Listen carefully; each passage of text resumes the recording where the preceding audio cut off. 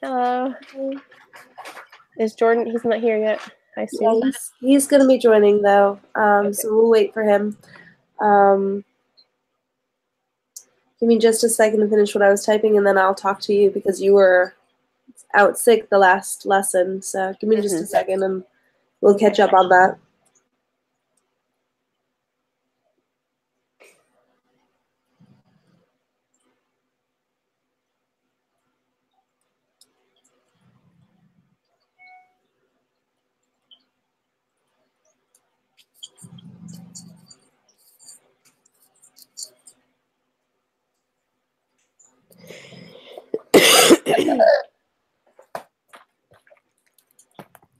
Are you feeling any better?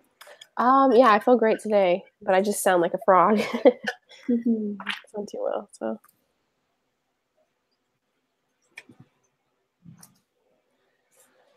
All right. So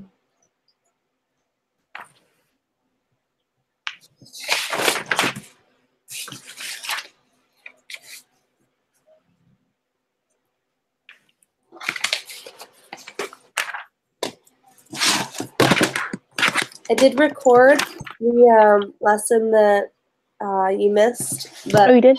I took my iPad and set it up, and I just recorded it on the iPad. I had to do like 3 or 4 videos, and they're about the longest one I think is 16 minutes, and then they're like 13 minutes, and then the very last one is only 4 minutes. But the problem is it wasn't letting me post them on Edmodo directly. Oh. So I'm gonna have to ask James to help me out with that. But essentially, to get started, you're gonna be making up 15.1 and 15.2. So did you watch those videos? Yes, I did. Good. Did they make sense? I have the notes. All right. Sorry. You're fine. All right. So for the first thing I'm going to say is that there are a couple essays that you're going to have in this test and a lot of math. You definitely have to be able to convert between, if you look on page 518, with the conversions, they're just pretty simple. You have to know how to convert from calories to joules and from joules to kilojoules and from calories to nutritional calories, which are kcalories. And so you do have to memorize the conversion. I prefer to use the table 15.1, the 1 calorie equals 4.184 joules. But there's also a different conversion that's 1 joule is 0.239 calories. Either one of those conversions will be fine. You don't have to memorize both because they'll both, if you do the math, if you use one of them or the other, it'll give you the same answer. So just memorize one of those. And then really you just have to remember that 1,000 calories is equal to 1 nutritional calorie. The way that that's distinguished is that nutritional calorie is written with a capital C, and sometimes it's written as kcal, capital K, lowercase cal, because that's a kilocalorie, and so it's 1,000 times bigger, which is the same thing with a joule. A kilojoule is 1,000 times bigger than a joule, so you're gonna have that, and so you can either use King Henry died by drinking chocolate milk to shift the decimal, or you could just put it into your conversion with stoichiometry. So that was the first thing that Jordan and I worked on. And then we did the practice problems number 1 and 2 on page 519. So I'm going to have you make up 1 and 2 for me. And then we worked on the calculating the equation Q equals C times M times delta T. So in that now, by the way, Emily, there's a lot of terms there. Like, you have to know the term in this chapter a lot. You have to know the difference between them, and you have to know which symbol they are. Heat is energy that's flowing from a warmer object to a colder object, and it's got the symbol Q. So heat is Q. Heat is measured with those 3 units that we were talking about: joules or kilojoules or calories or nutritional calories, all right? So you have to know what that is. The definition for calorie and specific heat are very similar. They're like one-word difference. So you have to really make sure that you memorize the difference between these 2 definitions for calorie and specific heat. All right, so that's just on your shoulders. You gotta be able to do the work and to memorize those, okay? Yes. But we're gonna focus on specific heat, because specific heat has a symbol of little c, and it's in this equation. So notice the equation for calculating heat. It's Q equals C times M times delta T. The Q is heat, because that's what we said. Heat is the symbol Q. Little c is specific heat. And then M is the mass in grams. And then delta T is a change in temperature. We're always going to do the final temperature minus the initial temperature. And we're going to use Celsius when we work with this equation. Okay. So you don't have to convert anything to Kelvin. Don't have to convert anything to Kelvin on this one. Yes, that's correct. So with these, what you're really going to have to be able to do, though, Emily, is you have to know which variable they're looking for. Because they might not tell you every time, I'm looking for Q. They're going to say, I'm looking for heat. And you have to know that heat is Q. Or they're going to say, hey, what's the specific heat of this object? And you have to know, oh, I'm looking for C. And then you just plug and chug. And it's really simple math once you know these variables. So I also want you to practice number 4 and 5 on page 521. And the videos that I recorded, I worked out those problems with Jordan, but I'm going to have you just try to do them on your own. They're really not that hard, and that way you'll get caught up, okay? Okay. Is Jordan online right now? I see Jordan, but I can't. I mean, he's joined, but I don't have his video, so I'm going to ask him to type. Jordan, type something in the group chat if you are actually here, because we can't see you. Your video is kind of turned off.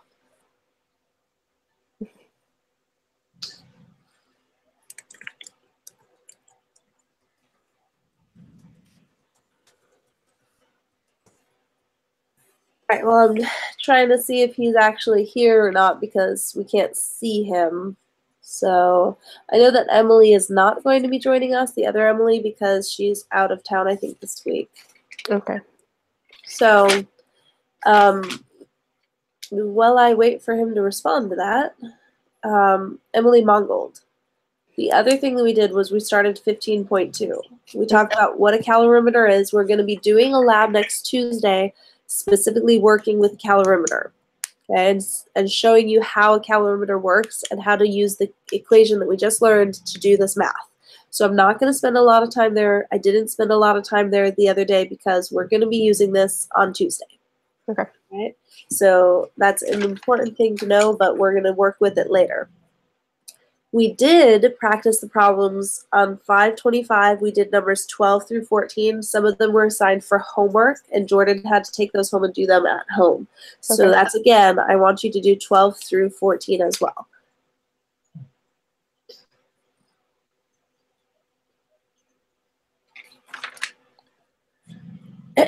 And the last thing we talked about was our big essays. These are big essays, and you're going to have to know these diagrams as well. You may have to draw your own diagram and label your own diagram on these when we talk about enthalpy. So I did specifically talk about this in the videos, and I hope it made sense, and if it didn't, I'm here to help it make sense now. But we have to be able to identify correctly from a story problem the system, the surroundings, and the universe. And then we have to be able to use that information to tell us whether heat is going into the system or coming out of the system. And when you do that, you're going to be able to figure out if it's endothermic or exothermic because of that. All right, so I'm going to give you an example, and I want you to try to help me. The system is the thing that we care about in the problem. All right, it's the thing that they're experimenting on or that they're focused on. The surroundings are everything around it, everything that's touching it or surrounding it. It's just like it sounds, it's the surroundings. The universe is both of those together. It's you're just going to repeat yourself and say, you know, these things are all of them. So let's think about if you take on a warm day and you get an ice cream cone and you're holding the ice cream cone in your hand and the ice cream is melting. All right? So I want to know about the ice cream. So what is your system? Our system? What are we caring about? What did I ask about? You're asking about the ice cream? So my system is the ice cream. Okay, now what are my surroundings? Your surrounding is the heat. No, heat is not a surroundings. What's surrounding the ice cream? I don't know. The air. All right, so look, it's in an ice cream cone, so the cone is a surrounding. What is holding the ice cream cone? A napkin. Hand. Your hand is holding it, so that's a surroundings. What's in contact with the ice cream that we breathe every day? Air. The air is a surroundings. Air is usually a surroundings because it's always, unless we're in a vacuum, going to be around the thing we're studying. So I would say the air, the hand, the ice cream cone, those are all surroundings. The universe is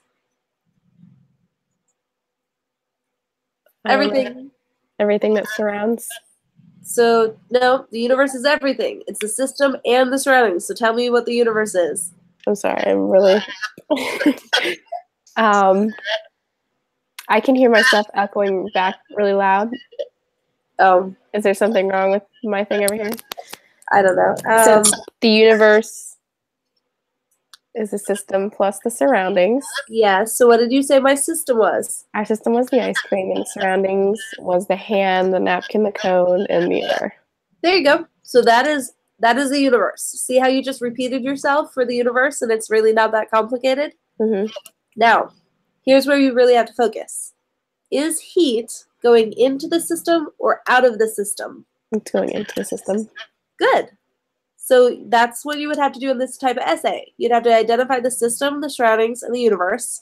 You'd have to tell me, is heat going in the system or out of the system? And in this case, the heat is going into the system, which is my ice cream. So now, based on that, tell me if it's endothermic or exothermic. Remember, an endothermic is something that's taking in heat, and an exothermic is something that's losing heat or producing heat. It would be endothermic since it's taking in the heat. Because the ice cream is taking in the heat. Because your system is taking in heat, it's endothermic. All right. So then we talked about enthalpy, which is really a synonym for the word heat, or heat is symbol Q, remember. Enthalpy is the symbol capital H, and enthalpy is just the heat at constant pressure. So that's what enthalpy is, and we talked about enthalpy, and for enthalpy, we're going to draw the diagrams. So notice on page 527 and page 528 how the enthalpy changes. We have to be able to either draw those or label them. So you will have to work with these enthalpy diagrams. You have to know the difference between endothermic and the exothermic diagram. So draw plus label enthalpy? Yes. Draw plus label enthalpy diagrams. So what I want you to do over the weekend is to work on looking at those, and then on Tuesday you can talk to me about them and see if they make sense. But they really do. In my opinion, it makes sense because you start with it's your delta. Enthalpy is a change in final minus initial.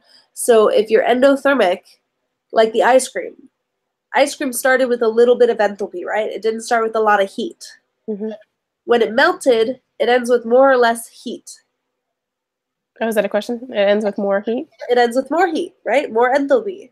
So look, if we go final minus initial, let's just plug in random fake numbers for this. Let's say that this one is 25 joules, and this one's 20 or 5 joules. So 25 joules and 5 joules, right? Mm-hmm. Go final minus initial. 25 minus 5 is what? Just 20. 20. So that's a positive value. Endothermic is always positive because it's always taking in heat. So its delta H is always positive. Whereas exothermic is always what? Negative? Negative, because it's giving away heat. So an exothermic reaction would start with a lot of energy or enthalpy and lose enthalpy, and it would go final minus initial would be a negative value because it would be smaller. Exothermic is negative? Yes. Sorry. All right, Jordan left the chat. I'm assuming it's because he's having some technical difficulties because he wasn't able to get the camera to work. So I'm waiting for him to join back up. Let's see. I'm going to check Edmodo and see if he has posted on that to get help. Let me see.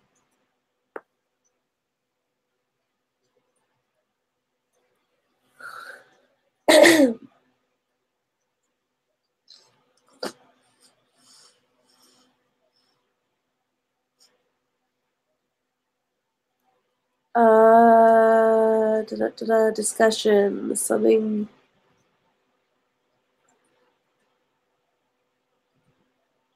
He's still testing. Okay, so I guess he's trying to do some things for college classes, I guess. So I think that means that he is still working on those. But that is fine. So what we're going to do is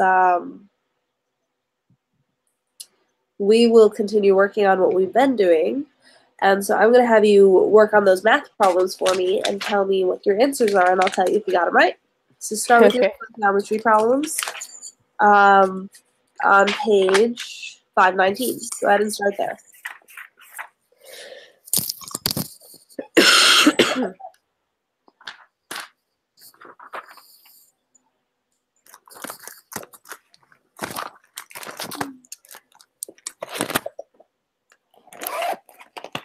Did you, by any chance, grade the tests online, or was that just the self-grading from the computer or Edmodo? Which test, or the one for the one that you just took, chapter 14? Yeah. Oh, Edmodo will post a grade, but that's not finished yet. Okay, good. So don't worry about that. All right, let me see.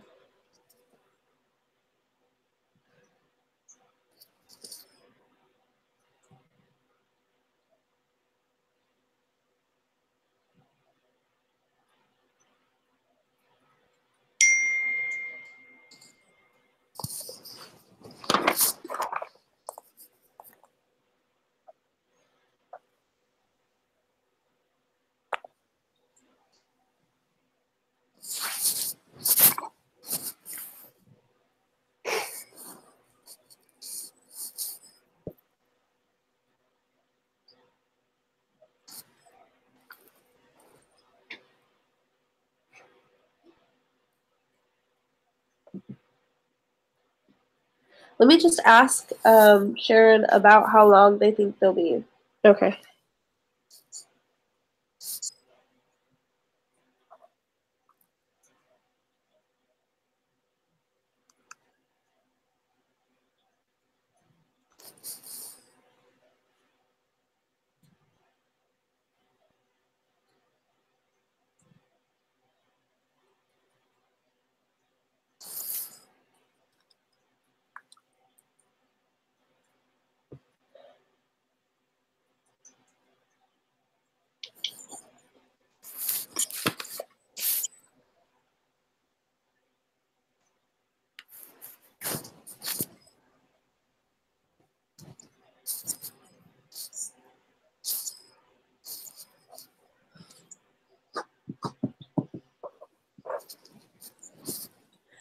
All right, tell me when you're done with number 1, and I will think I'm done now. What? I think I'm done now. I'm not exactly sure. I'm going to speak it here. What I'm doing. Can you type it in? I'm having trouble understanding what you're saying. I'm sorry.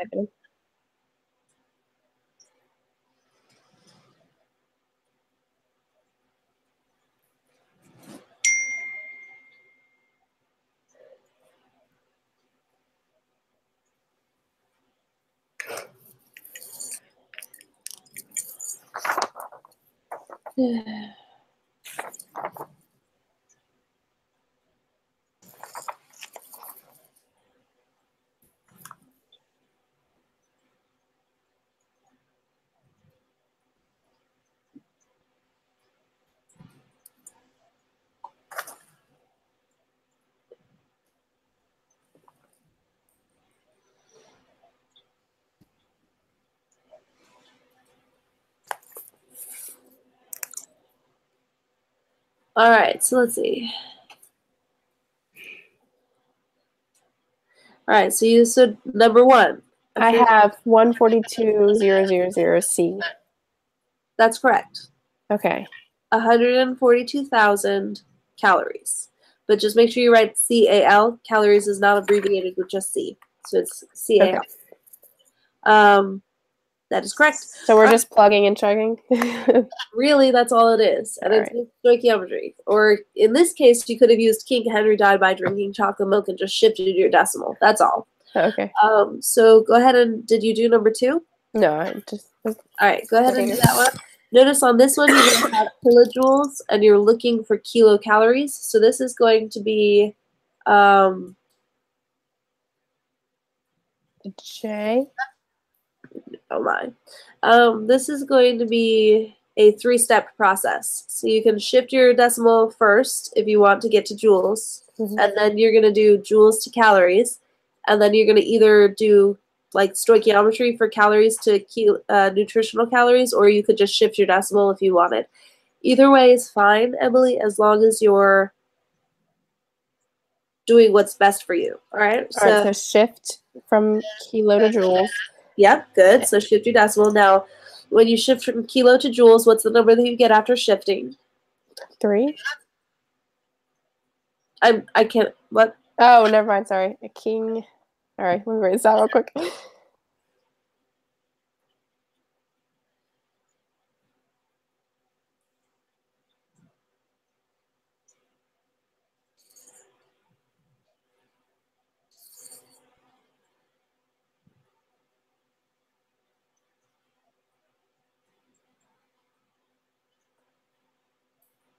So 86,500. 86,500. All right. Where are you trying to have your decimal? Are you saying 86,500? Mm-hmm. All right. So you shifted the wrong way. Wait. Hang on. Let me make sure in my head first. King Henry died by drinking chocolate milk. So you're going from kilo to the base. So look. So when you go from K.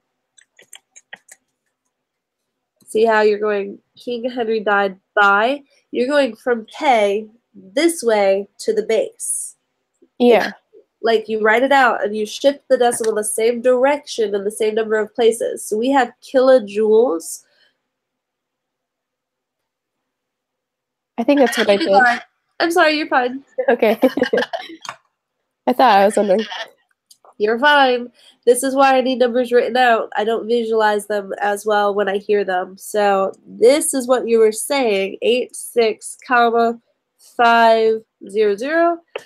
86,500 is perfect. I'm so sorry about that. Okay, so go ahead and now convert joules into calories with your conversion factor from the table. Mm-hmm.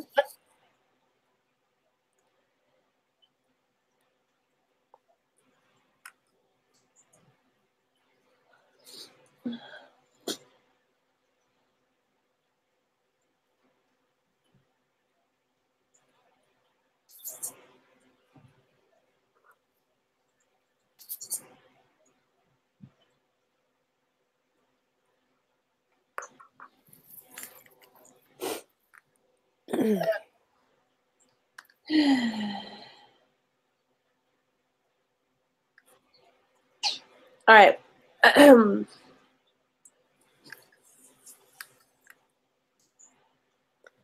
All right, so that will be 20673 point, etc. Good. Now, write that number out on the computer for me so I can see it. And now you have, that is in calories, right? So now you have to go from calories back to nutritional calories. So you have to shift on the scale back to kilo.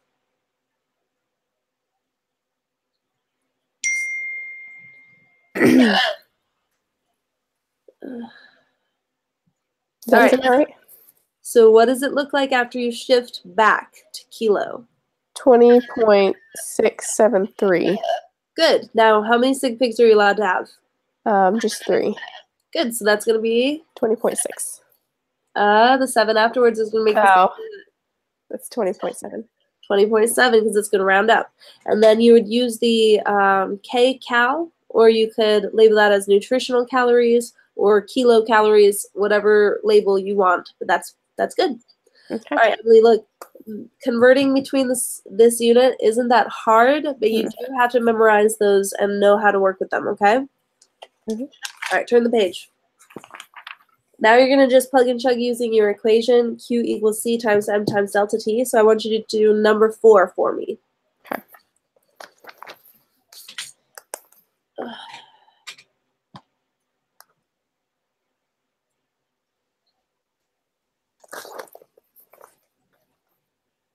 All right, Emily, Jordan is still testing, and it's taking them longer than they expected. So I really would like to have a class where you and Jordan are both watching so I don't have to catch up Jordan after teaching you. Like, that's just a lot more work on my. So would you be available later today for the actual lesson? I am babysitting at 4:30. Okay. So I don't think I could do until 9 o'clock tonight. Oh. I could do tomorrow or the day after, if that would work. Let me think. I mean, tomorrow would work for me, like the normal time, but I have graduation practice at 3:30, so I have to be there at 3:30. So I could meet tomorrow at 2, and I could do that. So it's a lot of work for you, though. Let me text them and see if that would work. So.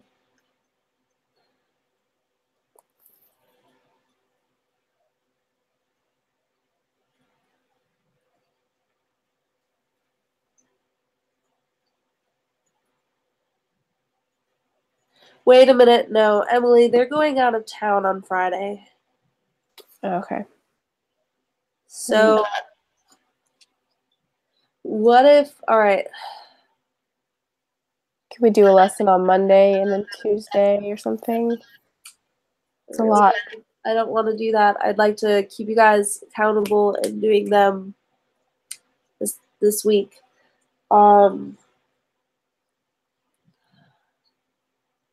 Do you have to drive to get there? No. Well, yes, I do have to drive. Sorry, but it's only a minute away. If we do a class starting at 3 o'clock and we go till 4, would you be okay with that? I think that could work. All right, let me ask her if she thinks that they'd be done at 3. You go ahead and keep working on number 4. Okay.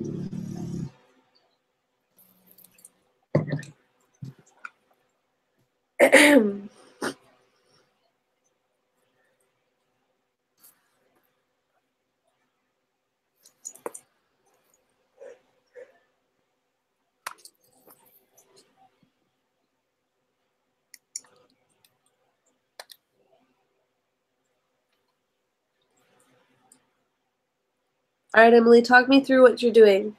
Okay, so far I just figured out where everything goes. So the problem is asking for how much has the heat been absorbed by ethanol, and so that would be Q.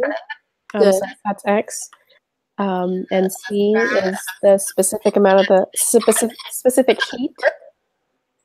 Good. 78.8 degrees Celsius. Ethanol is not 78.8 degrees Celsius. Look at the table. That's why they said to look at table 15.2. Okay. Then why did it give us a temperature? Or is that for T, delta T? That's our delta T. Remember, okay. Delta T is a change in temperature. I switched the two then. So 2.44. Good. 2.44. Now look at your unit. Write that down as well. It's joules over grams times Celsius. Okay, joules over grams times Celsius.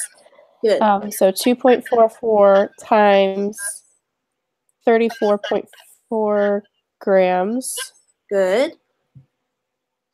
Of ethanol. Times 78.8 Celsius. Now look, what does delta mean? Delta T is a change in temperature? Look, it's a change in temperature. They're always going to give you two temperatures. You have to subtract the temperatures to get the change in the value. It's always changing. It's always final minus initial. So what's your final temperature? 78.8. Minus, what's your initial temperature? 25.0. So in parentheses, write 78.8 minus 25, and then underneath those parentheses, write what that number is once you subtract. Okay. And that would be 53.8. Yes, it's 53.8. So then you're going to end up with this as your Q equals 2.44 times 34.4 times 53.8. Now that doesn't include any of my units or anything, but you have your units, right?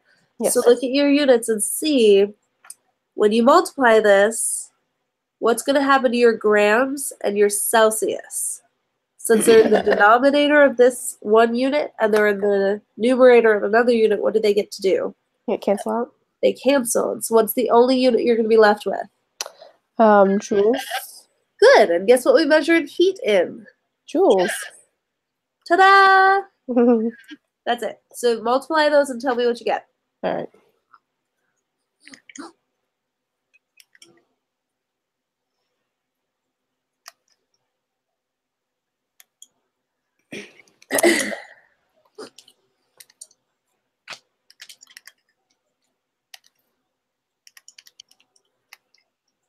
So I get 400, 4515.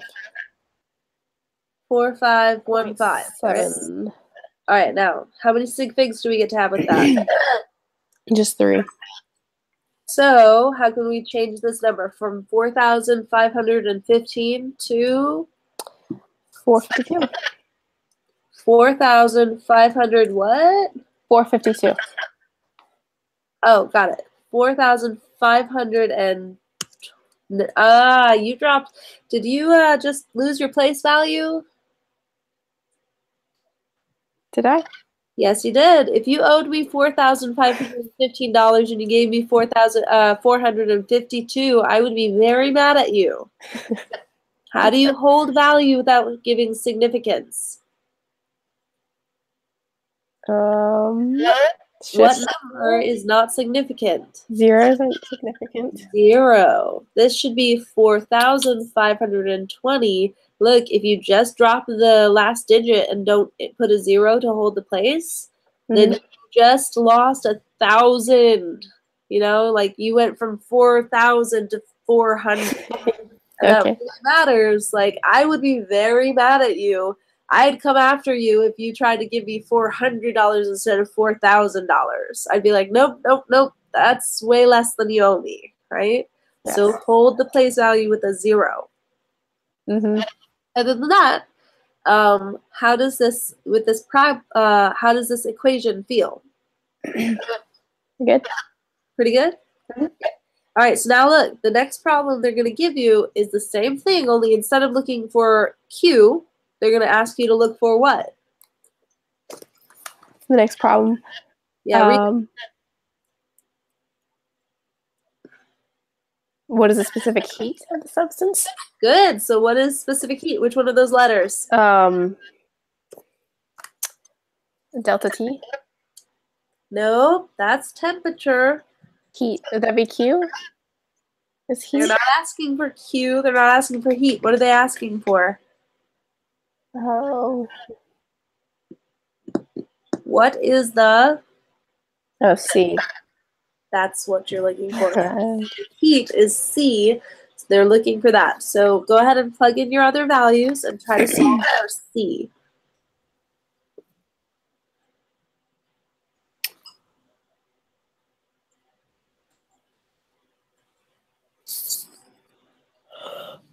Five, 6, 1, 6.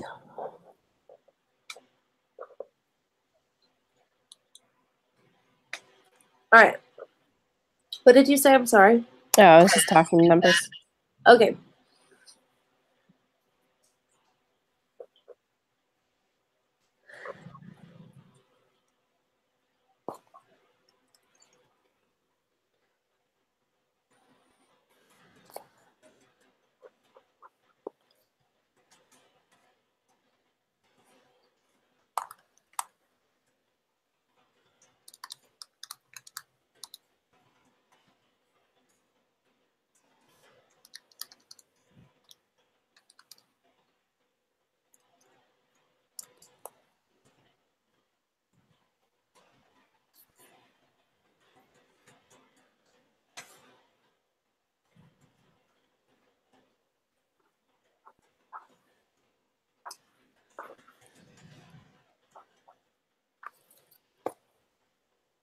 All right. Do you have your problem set up? I'm missing one thing. Am I missing one thing? I have Q. I have C. I don't have C. You do not have C. You're looking for C. I have mass, and then I have the temperature. So I do have everything. All right. So it should look like this. Mm-hmm. Good. All right. So what's 40 minus 25? 15. Good. So you can put 15 inside of those parentheses if you want. So what are you going to do with the 155 and the 15? We're going to multiply that together. Multiply that together. So we're going to go 155 times 15 is what? 2325.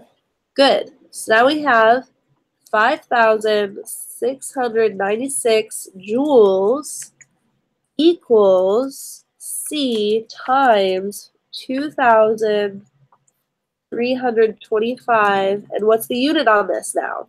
In joules? On 5695. the right side of the equation, we multiplied 155 grams times 15 degrees Celsius. So what's my unit? Grams Celsius. That's correct. Good. So look, now how do I get C on its own? You just gotta divide. You have to divide. So you're going to divide both sides by which number? The 5,000. Which one's by the unknown variable? Okay, 2325 number. Good. All right, Emily, look. That's really important. You're trying to get the C to be alone, and so you have to isolate it by getting rid of the number that's next to it, okay? So it doesn't matter if it's on the left or the right. Wherever that unknown variable is, that's what you're trying to get alone. So if you had gone 2,000 divided by 5,000, that would have been wrong. You have to go and get the C alone by getting rid of the 2,325. Okay, so go ahead and do that and tell me what number you get.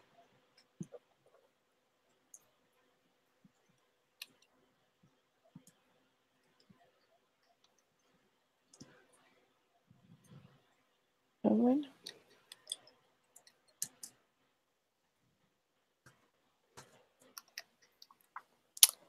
The 2.45. Good. 2.45 with sig figs. Now, what's your unit? Because we had joules, and we divided joules by grams times degrees Celsius. It's just C. That's not a unit. That's the unknown. C is the unknown. What's the unit for C? Grams. Look at your paper. Did we just say it was grams times C? All right, we do have grams times C, but remember, what was the original unit with the 5,000? Joules. Joules. So look, we took joules and we divided by grams times degrees Celsius. So that is joules over grams times degrees Celsius. Do you see how you didn't cancel any of those units? Mm-hmm. And look, what specific heat's unit? Joule. Not just joules, that's Q's unit. Go look in the book. Look at what C is. What's the unit for specific heat on the table? I don't see it. Look at table 15.2. See specific heat? They say the unit right under that. Joules, grams times C. It's not just joules, grams times C. It's joules over. Do you see a little dash? That means divided by. That's joules divided by grams times degrees Celsius. Mm-hmm. That's this. That's the unit we just got. Make sense? So we did it right. You did it right. Yeah, you did good. Now, which thing is that? You have to identify this unknown substance. So look at all of these specific heats and tell me which one matches up closest to 2.45. That'd be ethanol. It's ethanol. Good. That is liquid ethanol. Hmm. All right, turn the page. Turn the page again. We're going to be on page 525, and I want you to work on number 12. Emily, so here's what's happening. Mm-hmm. Miss Lane is checking on Jordan to see if they are going to be able to start a lesson at 3. And I'm just going to stay online with you since we're working on catching you up. I figure we're using the time profitably. And if they can join at 3, then we'll start at 3 with the lesson that we should have started at 2. Okay. And we'll just start at 3. So I'm going to go blow my nose, get some new water. You're going to work on numbers 12, 13, and 14. And then I'm going to check your work, okay? Okay. All right.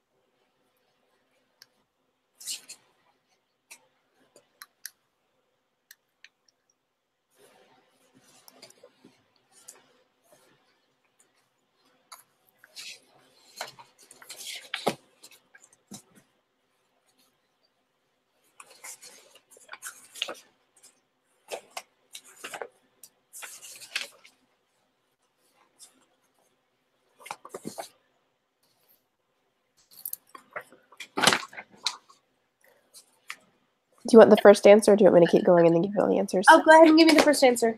0.241 joules over grams times C. That's perfect. Okay. Good job. All right, keep it up. While you're working, I'm going to grade some tests and some quizzes, and I'll check your answers as you go, and I'll take any questions that you might have while you're working. But I'm going to get some work done while you're working. All right, sounds good.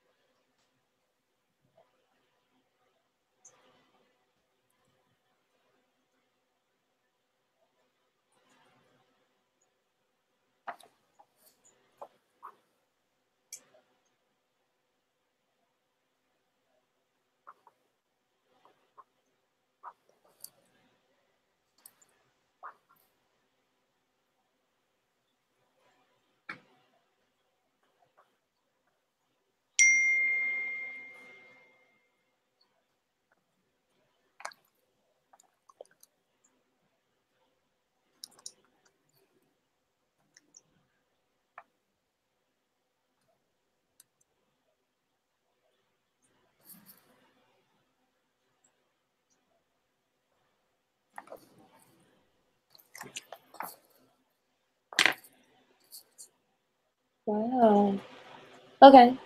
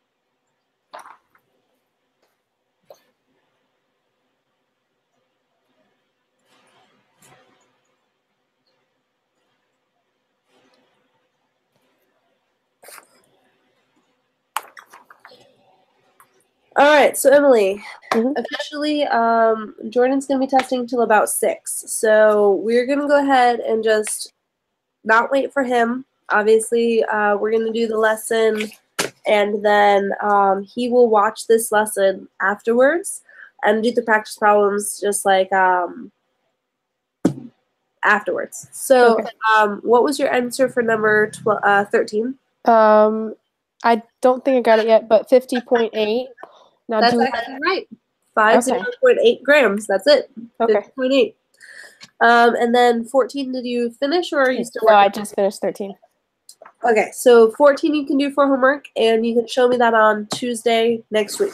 Okay. So we are going to start into 15.3. Now, let me ask you, have you been able to watch the videos, the other videos that I do on Ed Puzzle? Yes. That's what you're talking about the whole time, right? Yeah, so have you watched all of the videos for chapter 15? Essentially, I have 4 minutes left on 15, so I'm sorry about that, but yes, I have taken notes and watched. Okay, good. So that means that we can start this because if you don't have the background, it's really kind of pointless to try to work with you on it until you have watched those videos. I will check your notes and the homework that I assigned today. I'll check that on Tuesday when we get ready for our lab. By the way, let me put it in Edmodo. The directions for the lab are actually in this page. They're on page 526. Okay, 526. So let me put that on Edmodo so that I don't forget to do that.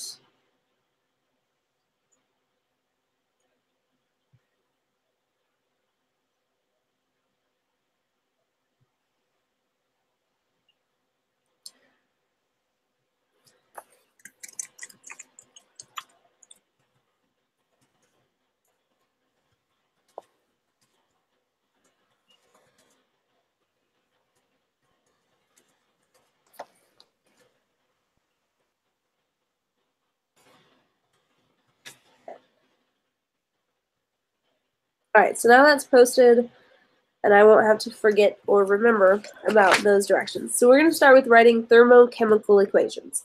And the nice thing about this is it's exactly like chemical equations that we've already been writing. We're just adding a little piece of information that's extra, okay?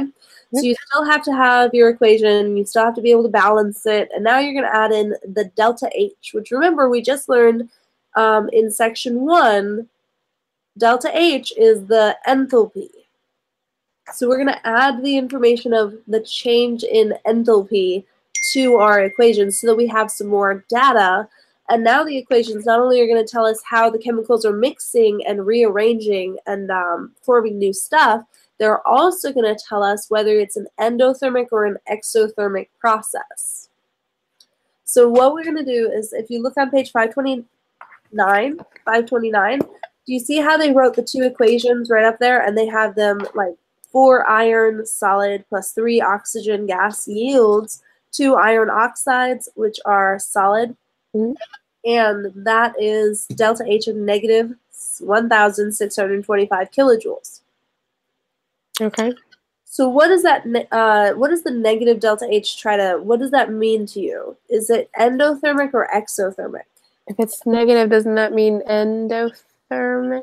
Or no, exothermic is negative. Exothermic is negative. So this means that this reaction, when it occurs, will give off heat. So it would feel hot or it would make fire. All right? Now look at the next equation. The NH4NO3 solid, which is breaking down to produce NH4 positive aqueous plus NO3 negative aqueous, and the delta H is a positive 23 kilojoules. Does that mean it's endothermic or exothermic? Positive endothermic. Endothermic. So when you touch this, it would feel cold to the touch because heat is leaving your hand and going into this reaction. That's what these thermochemical equations are telling you. Mm-hmm.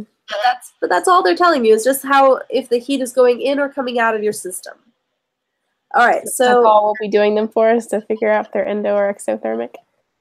Well, no, we're gonna do some math with them as well.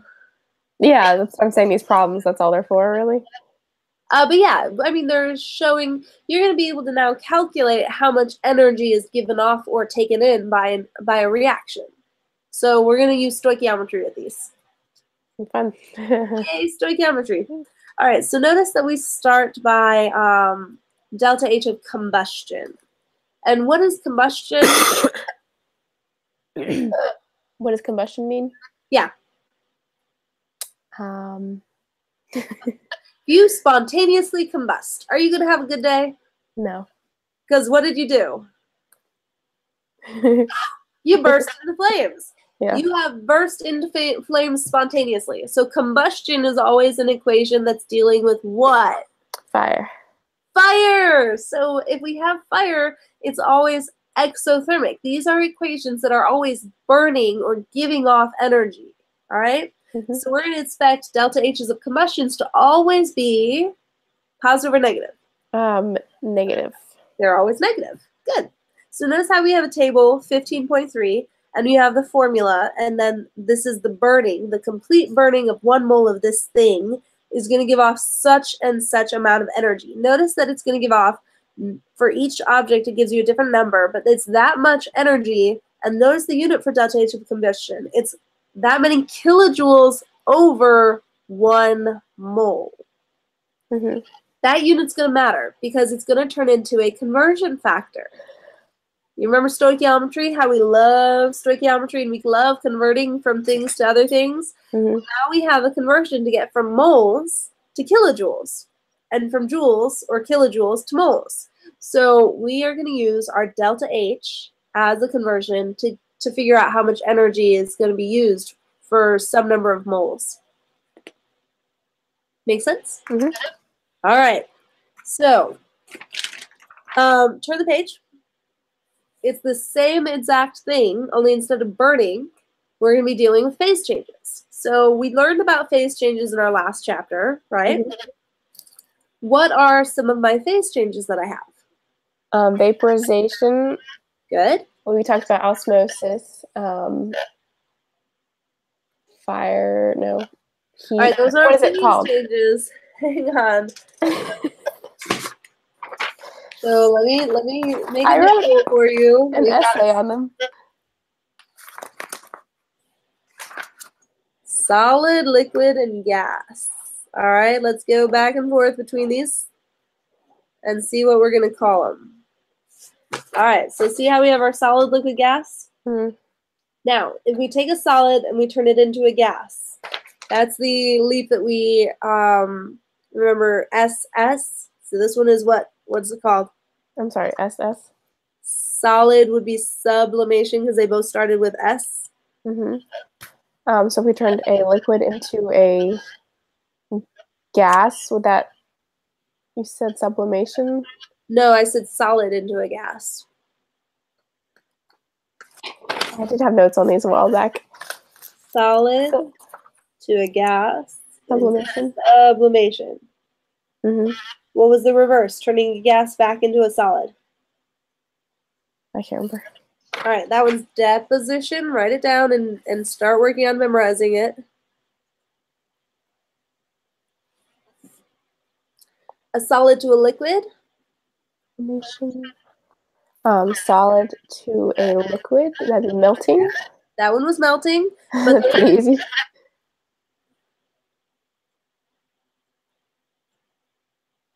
Melting and freezing, good. And then liquid to a gas. Boiling. I'm sorry, what? Was that boiling? Oh, yeah, but what's it called? Vaporization. Vaporization. And then a gas back into a liquid? Oh. We did a whole pack. We had a whole huge packet on these. Yes. You're condensing, so it's condensation. Condensation. All right, so here we go. See these? Mm-hmm. You have it written down? Yes. Good. Now they're going to change a few of the names on us because they love to torture us. Mm-hmm. So do you see on page 530 the phase changes for water and some of the names? Mm-hmm. So the first one's where we go from solid water to liquid water. right? The first one is called fusion. That lines up with melting. So put delta H, FUS for fusion. Okay, I see.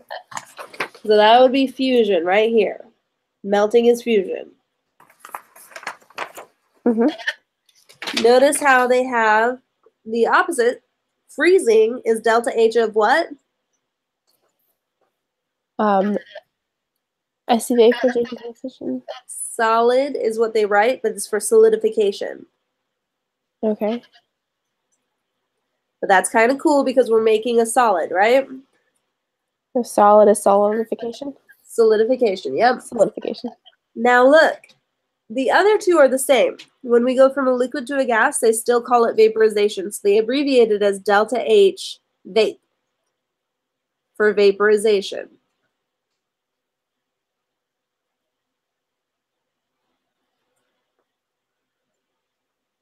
And then the other one is delta H of condensation. So they abbreviate that one still as just delta H COND for condensation.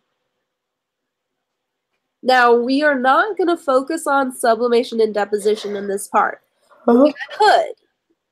Sublimation and deposition, to be honest, is actually pretty easy to find, but we're not going to deal with them right now. So we're just going to focus on this half of the triangle.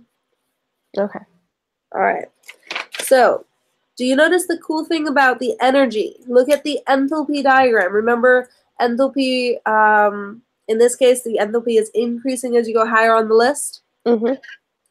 So, which processes are endothermic? Which ones are absorbing energy? Is the fusion, the... Good. Fusion and? The vaporization. Good. Those are both absorbing energy because they're getting higher on the enthalpy when they end. So is this going to be a positive or a negative delta H? Because they are absorbing energy, they're endothermic. Good. So these will always have positive delta H's. What about the opposite? The condensation and solidification. They're exothermic because they're decreasing and they're going down. So it's going to be positive or negative delta H? Negative delta H. That's it. So these are always negative delta H's. Notice the amount of energy gained or lost. See when you freeze water and you melt water, are the arrows the same size? The arrows look kind of the same. I mean, when they're going down. Yeah, I mean, look at the numbers even. Oh. 6.01 kilojoules versus negative 6.01 kilojoules. It's the same amount of energy. It's just whether you're taking it in or letting it out, right? Same thing when you're going from a gas to a liquid. It was 40.7 kilojoules. Either way, it's just whether it's positive or negative, right? So that, ready, look, that means I only have to give you one of these values, and you should know the other one is just the same value but negative. Okay. So you see how the table on 15.4 gives you the delta H of vaporization and the delta H of fusion, which are both the positive changes, right? So they give you those, and if you're asked about the reverse, let's say instead of asking you about the vaporization of water, we ask you about the condensation of water, you know that it's still the value of 40.7 kilojoules per mole. You just know that you need to make that negative. Okay, that's pretty simple. So that's it. You just have to know that the opposite is negative. Okay? So what we're going to do with this is just stoichiometry like normal. We're going to use it like any other conversion factor. And so they're going to give you something that you start with, and you're going to convert with until you get to what they want. So let's do number 23. It says, calculate the heat required to melt 25.7 grams of solid methanol at its melting point. Refer to table 15.4. All right, so the first thing we're going to do is write down what we start with, which is 25.7 grams. And methanol is CH3OH. Do you notice how they actually give you the formula on the table? Okay, I see. So that's how you figured out the chemical formula. CH3OH. Okay. Good. Now, we're trying to find how much energy, right? Mm-hmm. Energy is measured in what? Think of it as enthalpy. Delta. No. Is it going to be kilojoules? Joules, kilojoules? So we're looking for kilojoules in the end. When they're asking for energy, you can always look for kilojoules. All right. First things first. Can you convert grams into energy? No, you have to do. You can convert grams into? Moles and then moles into energy. Good. Grams into moles. So you're going to put the grams of CH3OH on the bottom to 1 mole of CH3OH on the top. Okay, so. Okay, 1 mole on top. Okay. And just so we can save some time, the molar mass of this is 32.04.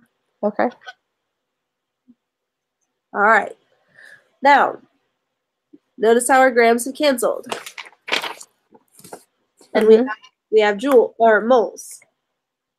Now I need to convert from moles into joules, right? Or kilojoules.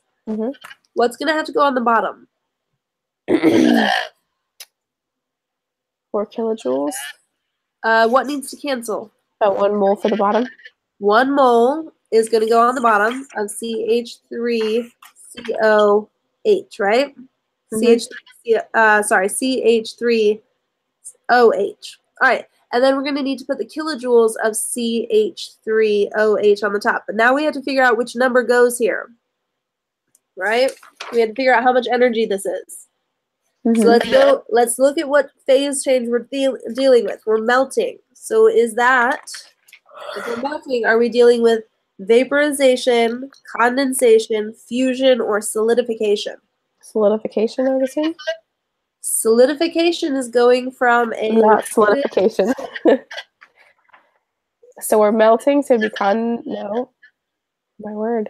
Take your time. Just think about it. All right. To melt, which phase of matter do we start with?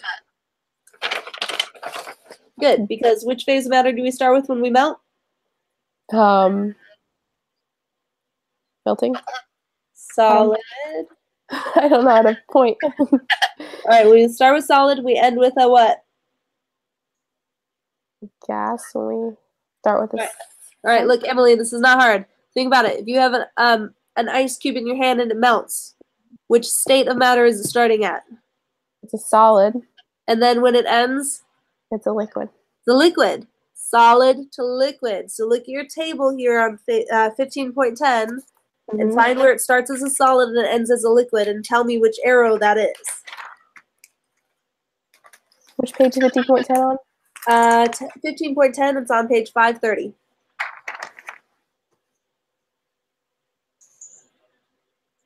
So what? For fusion? Fusion. Good. So we have to find fusion. So methanol, and we look at the table 15.4, we find the number that's for the delta H of fusion for methanol, which is 3.22. 3.22 kilojoules per mole. Do we have to memorize these numbers? So that's 3.22 kilojoules for 1 mole. That's as 1 mole is melted, you get 3.22 kilojoules of energy. Okay. So now we just multiply on the top, divide by the bottom, and we're going to get our answer.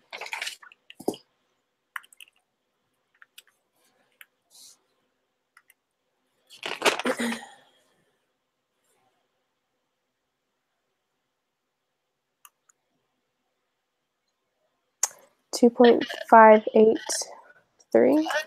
Okay, and sig figs, how many do we get to keep? 2.58. Good, and that's what unit? Kilojoules. That's it. Make sense? Good. All right, let's look at 24.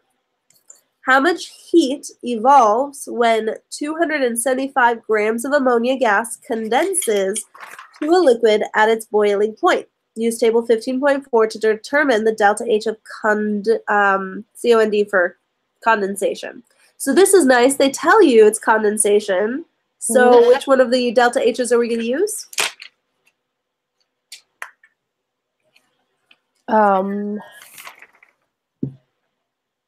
For condensation, vaporization, delta. Good. We're going to look for the delta H vaporization, but we're going to make it what? Kilojoule. Negative or positive? Oh, okay. It would be negative since it's using heat. It's negative. Good, because we're looking for the opposite phase change. Remember, vaporization is going from a liquid to a gas, and we're going from a gas to a liquid, so we make it negative. That's it. All right, so go ahead and start by doing 75 grams. And ammonia is NH3.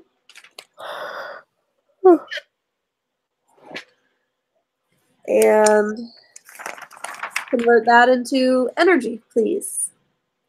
Okay.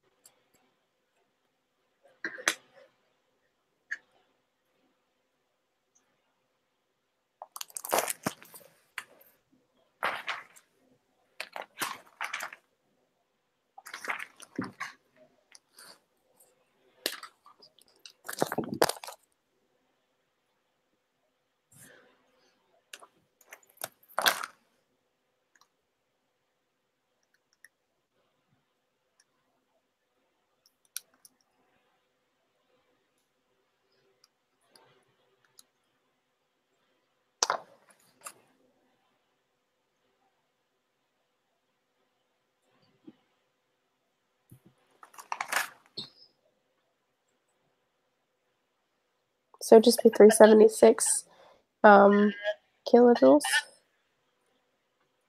All right, so I want you to tell me if it's positive or negative. It is negative. It is negative. Good. All right, so here's what we had. We had our grams of ammonia. And then we did our molar mass of ammonia on the bottom, the grams for 1 mole. And then you did your 1 mole to negative 23.3 kilojoules. And this is the number you got on the table, but you had to make it negative. And that was it. All right. Good job. All right, so I want you to do number 25, the challenge problem. And this is not going to use the phase changes, but that, look, phase change where we do this, and I give you the diagram like this, and I give you your delta H of vaporization and fusion. I will do this on your test and quiz. Okay, so we'll have that. You have to know how to do this. I will give you those values. You don't have to have the value memorized. But you have to know how to use it, and you have to know which one to choose. But read the 25. Are you going to use phase changes, or are you going to use your combustion? Combustion. Good, because this is dealing with burning. So it says what mass of methane must be burned in order to liberate 12,880 kilojoules of heat. So now look, we're doing the same conversion, but we're reversing it. And we're going to start with energy, which is kilojoules. And we're going to go from kilojoules to moles, and then from moles to grams. So go ahead and do that and set it up. Okay. And I will check your answer in a minute.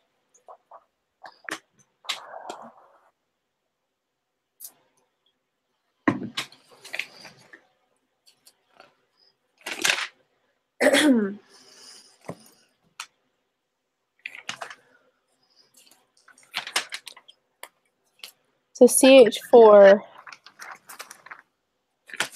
CH4 is going to be on table 15.3 on page 529.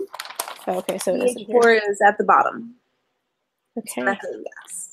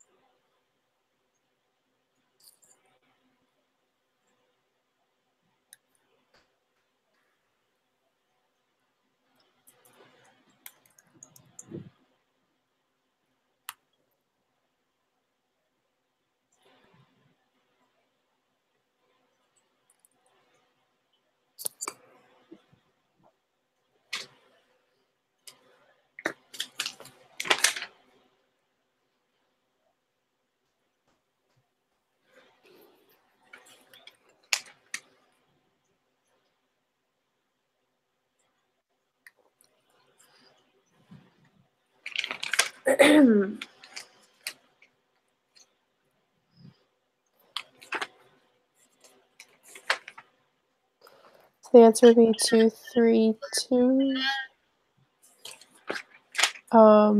grams. That's it. CH4. Yep, 232 grams.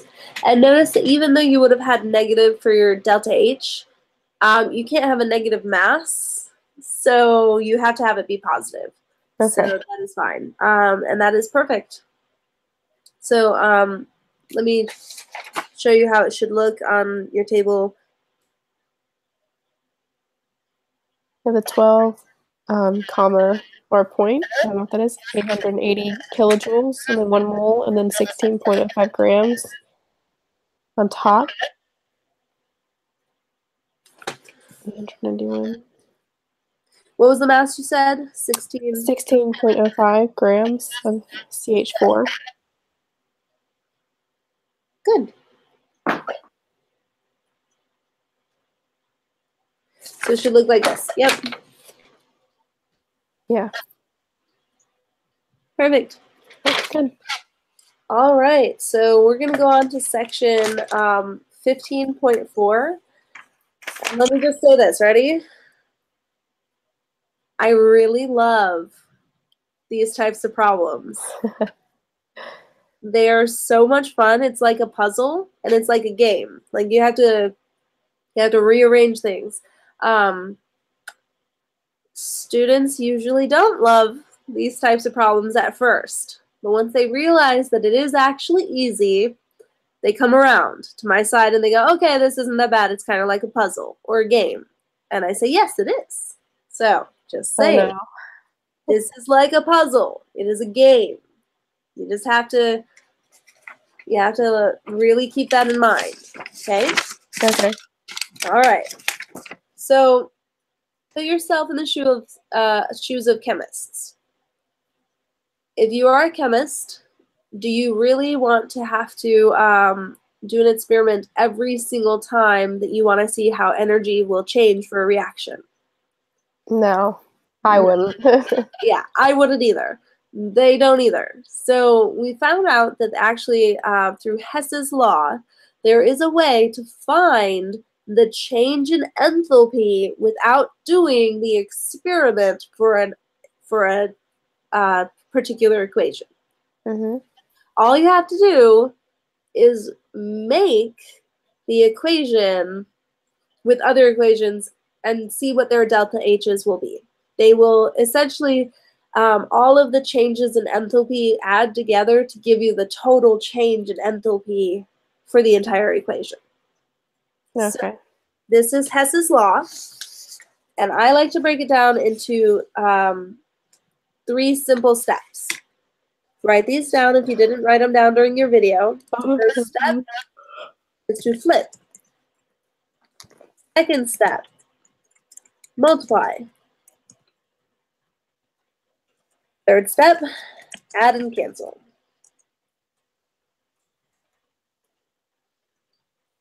All right? Flip, multiply, add, cancel. That is Hess's law. Okay. The only,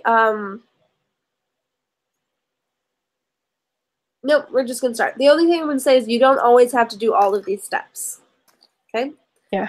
So we're going to start, and I'm actually going to use the equations that they give you as examples in the book to start. So the goal, at the top of your paper, I want you to write down the word goal. The goal is this equation. We want 2S, which is sulfur, as a solid, to react with 3 oxygen gas to produce 2 SO3 gas. We are looking for that delta H. That's my goal. Okay.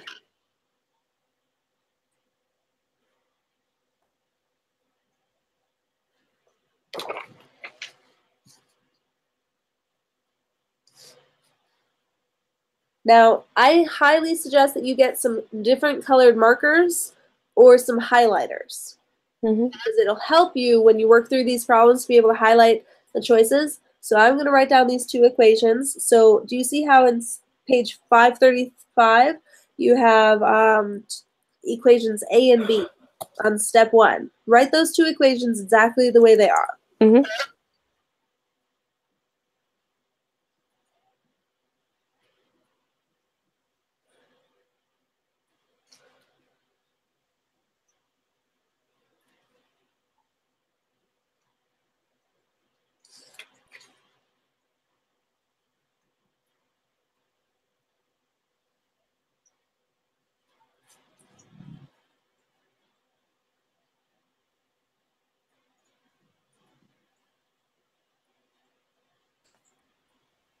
Oops.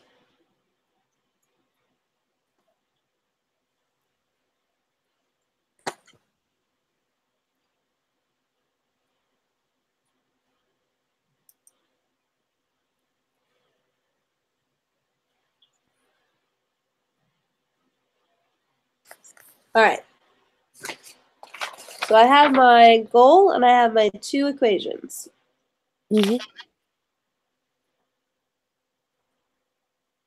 Do you have them written down? I'm working on the last one. All right. I'm going to go and find a different colored marker so I can help highlight things. Actually, I might have a highlighter in my bag. Hang on.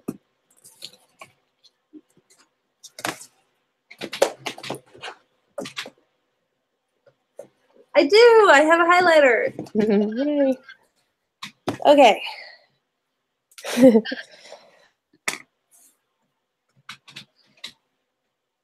Again, I highly suggest using different colored highlighters when you're working through this problem. It will make it so much easier. First thing we're going to look at is we need to, all right, so the goal eventually is to make these two equations, A and B, we're going to want them to combine together to look exactly like the goal. So that's the goal, because then we can add their delta H's and that will be the delta H for the goal.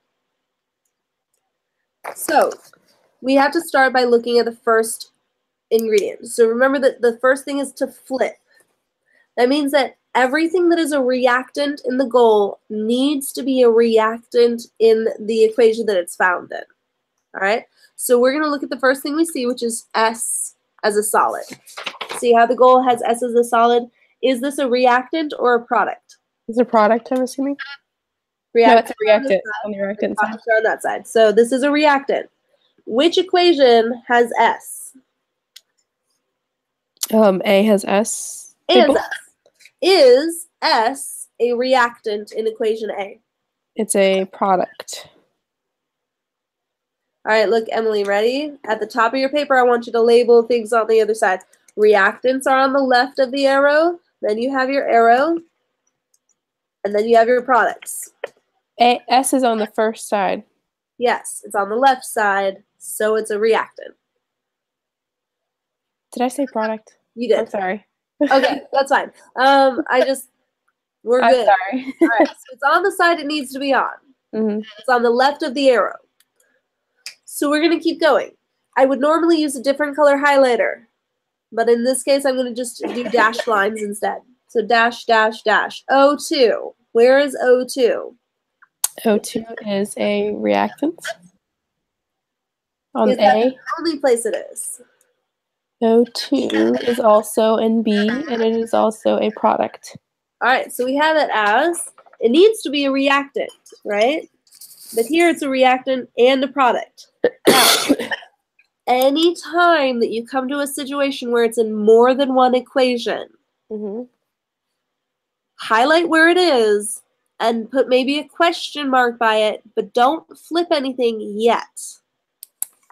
Come back to those after you've done all of the others that are only in one equation. It's just like oxygen. Remember that oxygen is hard to balance an equation when you have oxygen because it's in so many things that it might be fixed already by fixing something else.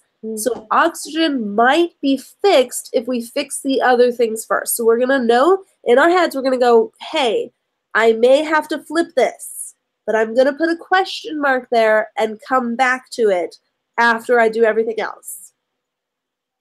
Okay, so now the last thing is SO3. And I'm going to circle SO3 since I already did a solid line and a dotted line. So I've circled SO3, and where is it? SO3 is a reactant for B. Good. I don't see it anywhere else. And it's nowhere else. Mm-hmm. So what does that mean that this needs to be? Oh, it needs to be a product. It needs to be a product. Okay, so notice the first step is to flip. What it means to flip is to take your equation and pretend that the arrow is like a pivot, and you're going to go like this. Mm-hmm. So that on the arrow, anything that was a reactant is now a product, and anything that was a product is now a reactant. You just flip it just like that. Okay, so I'm going to do that by taking, and I'm going to write these products as reactants and this reactant as a product. So I flip it on the arrow. Okay? I don't change any of the numbers. I just switch their sides. So I'm going to write down. You want me to do that as well? SO2 gas plus O2 gas, arrow 2SO3. So notice how I flipped it. See? Mm-hmm. It's exactly the opposite of what it was, right? Mm-hmm. Okay. When you flip a reactant or an equation, you must also flip the delta H sign. Because a reaction, think about our condensation and our vaporization, right? When we went one way on the phase change, it was positive. If we were to flip it to go the other way on the phase change, it would be negative, right? Mm-hmm. So we have to change the delta H. So it was positive 198. Now the delta H is? Negative 198. Good. All right. So I'm going to do again. I'm going to circle my SO2 and see that it's in the right spot. SO2 is now a, oh, I'm sorry. I circled the wrong thing. Oops. SO2 is now a product, and it should be. Ignore this highlighted mark right there. But guess what also got fixed in the process? Remember how we put our question mark and we had to come back to it? Is that the O2? That was O2. Is O2 now where it belongs? Yes. See how when we have things in more than one spot, if you just wait, it's usually going to fix itself as it goes through the problem. So that's why we don't do those first. All right, so now we've done step one, which is flip. I want to take this equation B and put a single line all the way through it so I know that I'm not going to use it anymore. Don't be messy, just one line straight through. My new equation B is right here. Okay. Okay? Mm-hmm. All right, that was step one, flip. Step two is what? Multiply. Multiply. All right, so here we go. We have to have the same amount of reactants and products in our goal. Now, here's the tricky part. Sometimes you have to multiply by a fraction. Like if you need half of what you have to multiply by 0.5 or by half. So those kinds of situations, usually the goal will have small numbers fractions, okay? Mm-hmm. Most often, though, you don't have to do that. Most often, it's okay if you have the same amount or a little bit more, because when we do step 4 or step 3, we will add and cancel, and usually things will cancel out if they're bigger, okay? Mm-hmm. So for the most part, you need the same amount or a little bit more is fine. So let's start with the first thing that we have. S, right? In the goal, how many do we have? For S, we have just 2. We have 2 in the goal. How many do we have in equation A? 1. Counting all the S's? Counting all of the S's that are just pure S as a solid. Okay, just 1. We have just 1. Now look, that's why we can't count this guy over here because that's SO2. And we can't count this guy down here because that's SO2. And we can't count this guy over here because that's SO3. It just has to be just S as a solid. It has to look exactly like that. So we have 1, but we need 2. Mm-hmm. So guess what we're going to multiply the entire equation by to make S be 2? 2. Good. So in front of A, I'm going to write times 2. See how I'm telling myself that I'm going to multiply the entire equation by 2? Mm-hmm. All right, now go through and take your coefficient, and every single coefficient multiply it by 2. So we have S, and now S is going to be what? 2. Good, because we went 1 times 2. And then we have O2, and O2 became? Just 2O2. 2O2, good. And then we had SO2, and that became? 2SO2. 2SO2. And now we have to also multiply our delta H by 2 because we do the same thing, like whatever we do to the equation, we have to do to the delta H. So go negative 297 times 2, and that's going to be negative what? Negative 297 times 2. Yeah, negative 297 times 2. That is negative 594. That's it, negative 594. See? Now we're going to do that with all of them. So let's look at O2. How many do we have in the goal? For O2, we have 3 right now. 3O2. Good. So now we have to go through and look at wherever O2 is and see if we at least have 3. So in equation A, how many do we have? For O2, we just have 2. We have 2. In equation B, how many do we have? We just had 1. So 2 plus 1 is? 3. So we have at least enough? Mm-hmm. There we go. So we don't have to change that one. So let's keep going.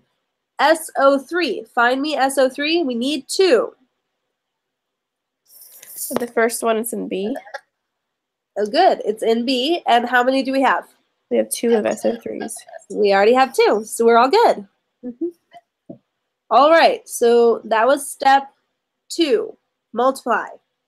As long as you have enough, you might have more than just a little bit more than enough, and that's fine. The third step is to add everything together and cancel out the spectator ions. Remember how we canceled our spectators in the last chapters? Things that were exactly the same on the products and the reactants? Mm-hmm. They're going to cancel. So draw a line under A and B. And we're going to add everything up. Now, I like to save myself writing. Mm-hmm. So if I can cancel something, I'm going to cross it out before I write it on this under this line. Okay? So let's look at sulfur first. 2S as a solid. It's a reactant here. See? Check your product side. Is it anywhere as a product? No. Is it anywhere else as a reactant? No. So we're just going to have that many. So we're just going to write down 2S solid. And we've got that. Put a check mark above it. We've taken care of sulfur. Okay. Now let's look. What's the other reactant? We want to do all of our reactants from this equation first before we go to the reactants from this equation. So what's our other reactant here? That'd be O2. O2. Do we have O2 anywhere else as a reactant or a product? For line A.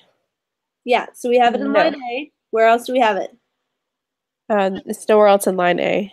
Okay. It's only in line B. It's in for line a product. Good. So O2 is it on the left or the right of the arrow? It's on the, well, we switched it. Good. So now it's on the? That's on the left side. So it's a reactant. So we're going to combine these. Look how we add and we cancel. When they're on the same side, they combine together. They add together. If they're on an opposite side, they cancel out. So we're going to have 2 plus 1. We have a total of how many oxygens? 3 oxygens. 3 O2 gas. Good. Put a check mark above both of your oxygens. We've taken care of those. Do I have any more reactants from equation A? No. Look at equation B then. What's my only other reactant? Are we looking at the side we switched or the top one? Remember we put a line through this. We don't look at it anymore. We only look at the equation that's, look. Ready, Emily? When you cross it out, you don't use that anymore. This is the only equation that we're looking at from B. Okay. So for the reactant side, we have 2SO3. Reactant? Is it 2SO3 or 2SO2? I put a line through the wrong thing. All right. Oh. Ha! That's why I was really confused. Okay. Okay, well, carefully erase that line and put it in the right spot. When we flipped, we switched this for a reason. So look, SO2 is right here. We know it's anywhere else on the reactant side, but is it anywhere else on the product side? No. Look carefully. I see 2SO3. What's here? 2SO2. Are these not the same? They are the same. If they're the same, they do what? They cancel. They cancel because they're on opposite sides of the arrow, so they're going to cancel. So we're going to put one straight line crossing out SO2 in both places because they're going to cancel. Okay. Okay, so now look. We did all of our reactants. Mm-hmm. So now we have to go through and do our products. This product's crossed out because it canceled. So we're left with this product. What is this again? Is there anything else, anywhere else that looks like this? I don't think so. Good, so it's just written down. So this yields 2SO3, and we add our delta H's together. So we're going to go, ready? Negative 594 plus negative 198. And that equals negative what? Sorry, I put minus instead of negative. Oh. 9, 8. That will equal negative 353,034.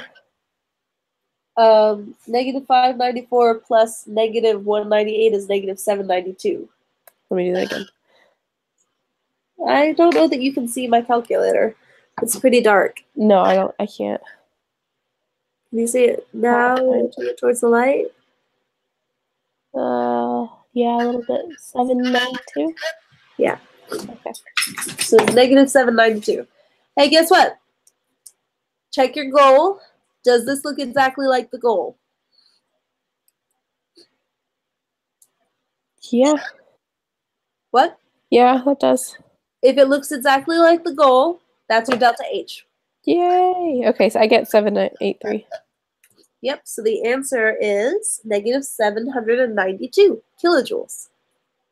792? Negative 792. Okay. That was a very long problem. Make sense? I think so.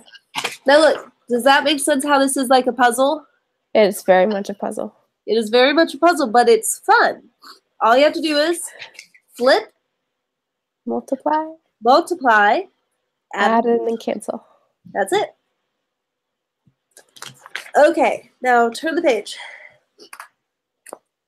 I'm going to have you practice number 32.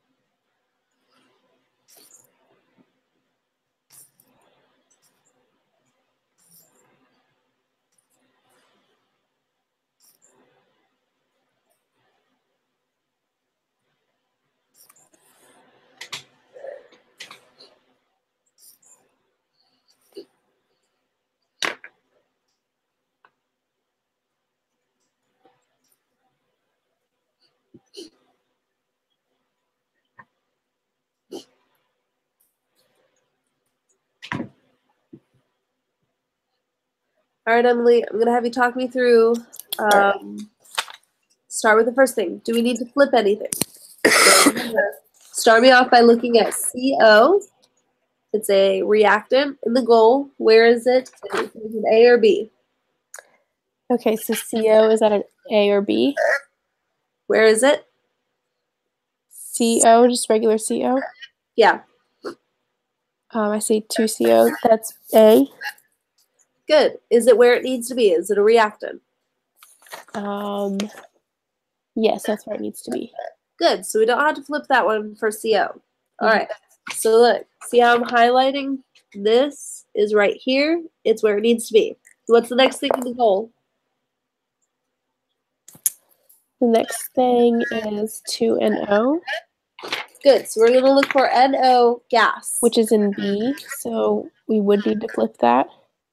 Good, because in B, and I'm going to highlight it and show everybody, see how it's in the goal, it's a reactant, but in the bottom, it's a product. So we have to flip this entire equation. So you're going to end up with 2NO gas yields N2 gas plus O2 gas. And what did you have to do with your delta H when you flipped it? It's a negative now, so it'll be a positive. Good. So now it's positive 180.6 kilojoules. Now look, put a line through the correct equation. Old equation. We're going to put a line through the old equation, and we're not going to use it anymore. We're only going to use this new equation down here that has my NO as a reactant now. See how it was a reactant right here, and now it's a reactant down here? Good. Now the next thing in the goal is right here. I'm going to use a squiggly line. So find me CO2 as a gas. Okay, CO2, that would be for A. Good. CO2. Yep, and that's, is it a reactant or a product? That's a product. So it's good. It's where it needs to be. All right, so now find me my N2 gas. N2 gas is a product for B. Good. So since it's a product, is it where it needs to be? Yes, that's perfect. Good. So see, I use the vertical lines here, and I use the vertical lines here, so it's a product. So it's where it needs to be. All right, so we flipped what we needed to flip. Good. Now you have to check to see if you need to multiply anything. So start again with CO. How many do you have in your goal? Okay, let me write down the goal real quick because I keep looking at the paper. 2CLB plus 2NG plus...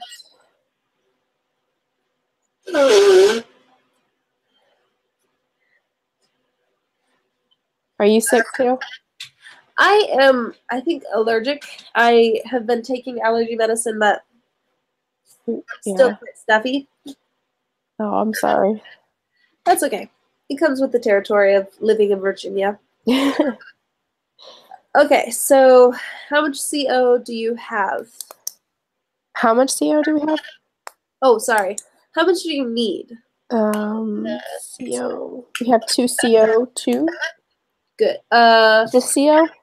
Just CO, because look, we have CO here. We're looking into the first one. So sorry. How much do you need? Just 2.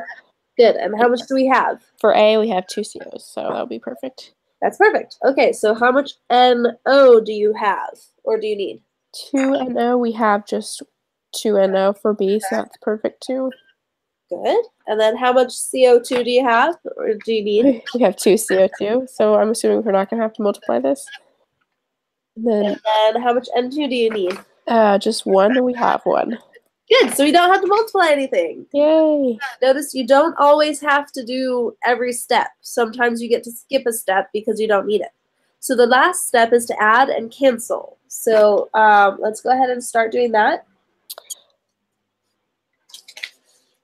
So when we add this together, your 2CO, do you have it anywhere else? 2CO, we have, no. Good, so this is just going to be written down at the bottom, 2CO as a gas. Check mark. O2 as a gas. Do you have that anywhere else? Have that down below. So we don't it's an equation B, and it's a reactant and product. product, so it gets to cancel. So cross them out because they're going to cancel each other out. Okay, so if I had an O2 and it was a reactant and I had an O2 for B that was also a reactant, they don't cancel? They wouldn't have canceled. They would have added together to make 2. But remember, when we flipped this equation, we ended up putting it on the other side, which is why it's going to cancel now. But if it stayed here, it would have been we would have added them together instead. Mm-hmm. Also good to know is if you had half O2 on the reactant side and like let's say you had a half over here and 1 over here, you would have canceled half of it. Or if you had 2 of these and 1 over here, you would have had 1 left. How would you cancel half of O2? It's like saying you have a whole pizza and I eat half of it. How much pizza do you have left? 1/2. You have a half. So you just write 1 over 2? Yeah, you would just write a half, 1 over 2. Same thing if you had 3 oxygens and I canceled 1 of them, well then you would only have 2. So you don't have to cancel the entire thing is what I'm trying to say, is you can cancel partials. It depends on how much you have on the other side. Okay. All right, so now let's go ahead and look. Do we have any more reactants from this one? No more reactants. Good. So we want to do our reactants from this one, and that's what? 2 N2. 2NO. Okay, you're looking at me, sorry. 2NO. Do we have NO over here anywhere? No. All right, so it's just going to be written as a 2NO gas. 2NO gas. Check mark. Okay, so now we get to write our products. So then we look at the first product that you see is going to be N2. Nope, there's another product in equation A. Oh, okay, sorry. 2 CO2. Good. Is CO2 anywhere else in this that's going to either add or cancel? No. Good. So we're just going to write down 2 CO2 at the bottom. And then what's the last product that we have? That would be O2. Nope. Remember we canceled our O2. Oh, I'm looking at with the line through it. N2 gas. N2. Good. Do we have it anywhere else where it's going to add or cancel? Mm-mm. Good. So it's just going to be written down like such. It looks exactly like the delta H. And it looks exactly like the gold, which is good. So what do we do with our delta H's? We add them together. Add them together. So go ahead and type in your calculator. Negative 566.0 plus 180.6. 566.0 plus.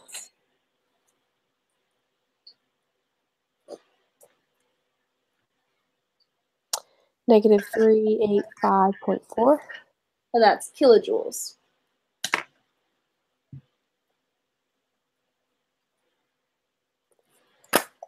That's it. That's not bad at all. I was expecting it to be super complicated. Told you, it's really not hard. It's just, you just have to go through the steps, you know? And it's like a puzzle. It really is just a puzzle. Mm-hmm. Okay, I am not going to make you guys do the standard enthalpies of formation, so we're going to skip that. The only other thing that we have in chapter 15 is the summation equation, which is actually super easy, but I'm going to wait, and I'll do that with you guys on Tuesday. When everybody's together doing that lab, we'll work on the summation equation, because it's already 3:55, and I need to go, because Joel's about to wake up. So let me give you your homework.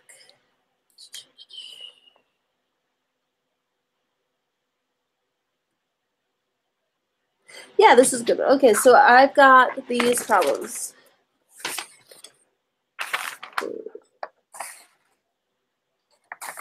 Number 37.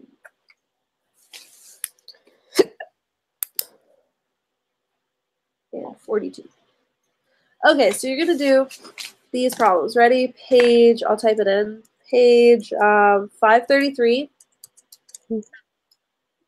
Numbers 29, 30, and 31. So 29 through 31.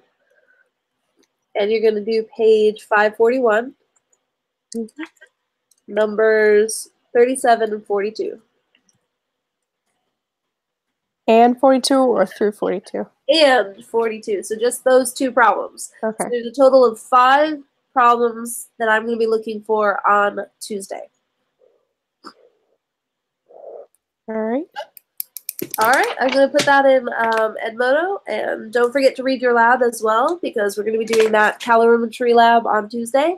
You should finish all of your videos for chapter 15 before Tuesday, and make sure to practice this. And You want me to bring the test to you, paper portion, on Sunday? Yes, Sunday, please, so I can grade it. Okay. Thank you. All right. Thank you very much. I appreciate it. No problem. Bye. Bye.